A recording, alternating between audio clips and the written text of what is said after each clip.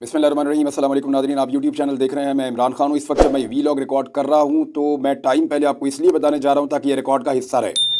इस वक्त तमाम टीवी चैनल्स, उनकी मॉनिटरिंग भी हो रही है। हम अपने तौर पर रिजल्ट इकट्ठे कर रहे हैं और जो नताइज मुख्तलिफ जगहों से आ रहे हैं उन सबको इकट्ठा करने के बाद मैं आपके सामने एक सूरत हाल रखने वाला हूँ और ये वीलॉग मैं चाहता हूँ रिकॉर्ड का हिस्सा रहे ताकि हम इसको याद दिला सकें। 12 बजने में 15 मिनट बाकी हैं। ये रात के 12 बजने में 15 मिनट बाकी हैं। मैं वो टाइम की बात कर रहा हूँ और पोलिंग का टाइम ख़त्म हुए लगभग 7 घंटे होने वाले हैं। 5 बजे से गिनती शुरू हो गई थी। इस वक्त तक अमूमन जो रिज़ल्ट आ जाते हैं वो 80%, 85%, 75% इसके बीच में नताइज आ चुके होते हैं। लेकिन अभी तक नताइज जो हैं वो सुस्त रवि का शिकार हैं और उसकी वजह यह है कि पाकिस्तान तहरीक इंसाफ ने एकदम पूरे पाकिस्तान में हैरान कुन नताइज दिखाए हैं। पहले आप इस चीज़ पर गौर कीजिए कि एक आदमी जिसकी पार्टी को तोड़ा गया, जिसके लोगों को गायब किया गया, जिसके लोगों पे बदतरीन तशद्दुद किया गया, उसके ऊपर 180 के करीब FIRs की गई, उसको गोलियां लगी, वो शदीद ज़ख्मी हुआ, उसके ऊपर मुकदमात पे मुकदमात बनाए गए, उसको गिरफ्तार कर लिया गया, उसको जेल के अंदर रखा गया, लोगों से उसकी पार्टी को छुड़वा दिया गया, उसकी पार्टी के हवाले से मायूसी फैलाई गई, उसकी पार्टी का इंतखाबी निशान ले लिया गया और 18,000 के करीब कारकुनों को गिरफ्तार किया गया। पार्टी की तमाम जो अहम क़यादत है उन सबको या तो जेलों में डाल दिया गया या उन्हें भागने पर, छुपने पर मजबूर कर दिया गया। कोई शख्स भी जलसा और जुलूस नहीं कर सकता था। इस शख्स को लेवल प्लेइंग फील्ड नहीं दी गई। कहीं पे कोई बैनर पोस्टर लगाने की इजाज़त नहीं थी।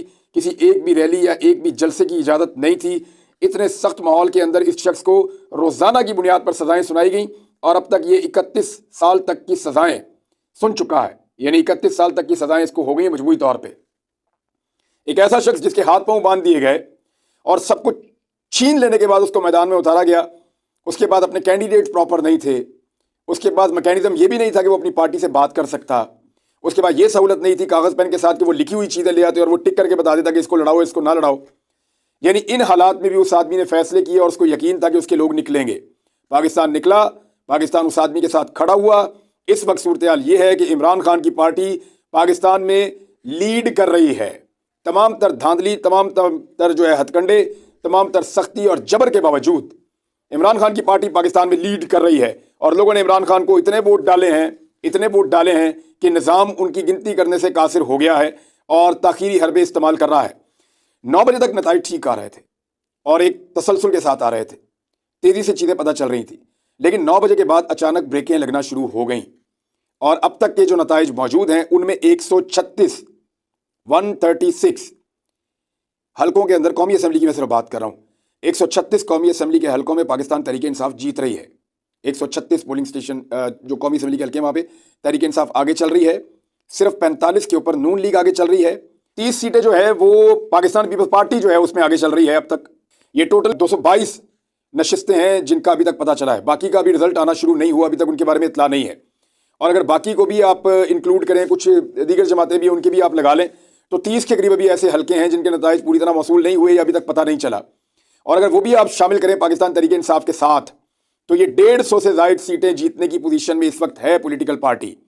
लेकिन जैसे ही इस पोजीशन में आते हैं, जो इंतखाबात के नताइज आने का सिलसिला है उसको बिल्कुल डाउन कर दिया जाता है। और अब बहुत सारी जगहों पे पुलिस, इलेक्शन कमीशन का अमला, ROs के दफातर, ये तमाम के तमाम इस काम पे लगे हुए हैं कि किसी भी तरह करके नताइज को तब्दील किया जाए। यहाँ मैं आपको मिसाल दूंगा क्योंकि मैंने आज नज़र रखी हुई है सुबह से। मरियम नवाज साहिबा जिस हल्के से इलेक्शन लड़ रही हैं, PP 159, महर शराफत अली उसका मुकाबला कर रहे हैं। तो क्योंकि इन्होंने वज़ीर आला पंजाब बनने का एक ख्वाब देखा हुआ है और अगर खुदा ना खास्ता वज़ीर आला पंजाब मरियम नवाज बन गई तो फिर क्या होगा, पंजाब के साथ किस तरह का ये बदला लेंगी पंजाब के लोगों से, उसका आपको अंदाज़ा भी नहीं है। जो खातून कुछ ना होते हुए एक शहीद होने वाले सहाफ़ी की लाश का मजाक उड़ा सकती हैं, जिसको हम कभी नहीं भूलेंगे, वो किस लेवल तक जा सकती है अपने बदले के लिए आप सोच भी नहीं सकते। लिहाजा मैंने इस हल्के के ऊपर नज़र रखी हुई थी। यहाँ से लगातार महर शराफत अली जीत रहे थे लेकिन अचानक उनके रिजल्ट रोक दिए गए। अब यहाँ हुआ क्या है कि बड़े पैमाने पर पुलिस दाखिल होती है इस हल्के के अंदर, मुख्तलिफ पोलिंग स्टेशन के गिर्द घेरा डालती है।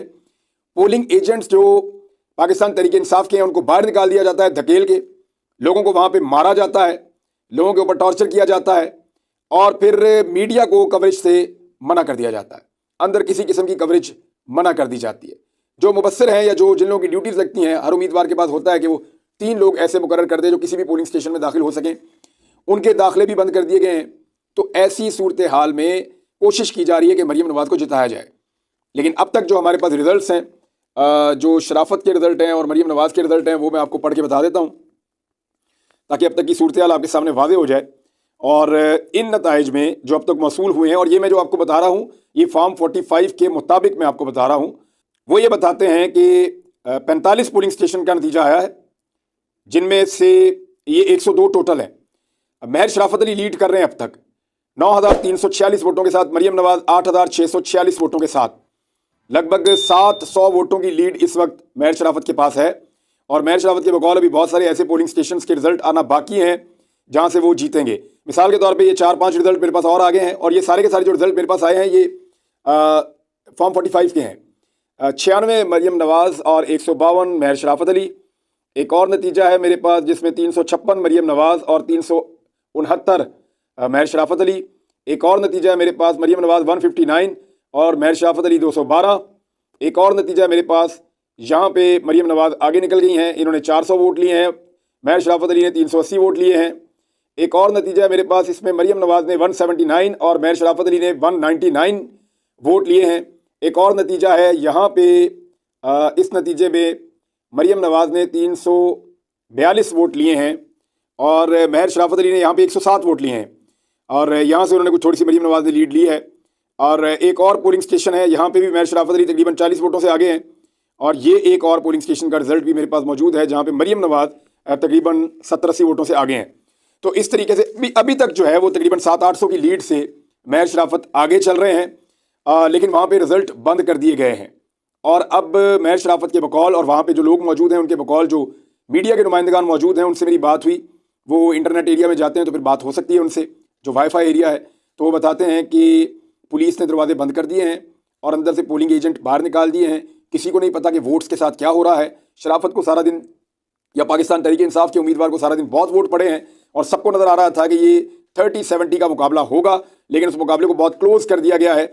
लेट्स सी कि इसका नतीजा क्या निकाला जाता है। लेकिन बड़े बड़े बुर्ज उलट गए हैं, बड़े बड़े बुर्ज उलट गए हैं। ख्वाजा आसिफ फारिग, नवाज शरीफ मानसरा में पक्के फारिग, और लाहौर के अंदर बहुत टफ टाइम दे रही हैं इस वक्त। मेरी इत्तला के मुताबिक यास्मीन राशिद कुछ आगे हैं, शहबाज शरीफ एक सीट पे आगे चल रहे हैं, दूसरी पे पीछे चल रहे हैं, यानी एक सीट पे उनको शिकस्त हो रही है।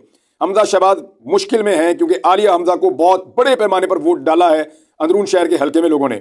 खुर्रम दस्तगीर जो है वो पीछे चल रहे हैं, 1000 की लीड से। खुर्रम दस्तगीर के जो मुखालिफ हैं मोहम्मद मुबीन आरिफ, वो 1500 की लीड से आगे चल रहे हैं। जावेद लतीफ़ इलेक्शन तकरीबन हार चुके हैं। राना तनवीर सख्त मुश्किल में है। नासिर बुसाल, ये बड़ा तगड़ा कैंडिडेट है PMLN का, ये भी इलेक्शन हार चुके हैं। चौधरी सालिक हुसैन, चौधरी शुजात के बेटे, ये मेरे ख्याल में पंजाब का सबसे बदतरीन इलेक्शन ये हारने जा रहे हैं। दूसरी तरफ सलमान अकरम राजा ये इलेक्शन जीत चुके हैं। मेजर ताहिर सादिक वो अपनी सीटें निकाल चुके हैं अपनी बेटी के साथ, और अयाज अबीर अपनी सीट जो है वो निकाल चुके हैं। और इनके अलावा जरताज गुल वजीर, उन्होंने बहुत बड़ी कामयाबी हासिल की है, वो 20,000 से ऊपर की लीड पे आगे बढ़ रही हैं। तो इस तरह पंजाब में अगर देखा जाए तो 100 के करीब या 100 से थोड़ी ऊपर सीटों पर पाकिस्तान तहरीक इंसाफ आगे चल रही है। 141 में से, कुछ हल्कों में इलेक्शन हुआ भी नहीं, लेकिन 100 के करीब पाकिस्तान तहरीक इंसाफ आगे चल रही है। 136 टोटल है।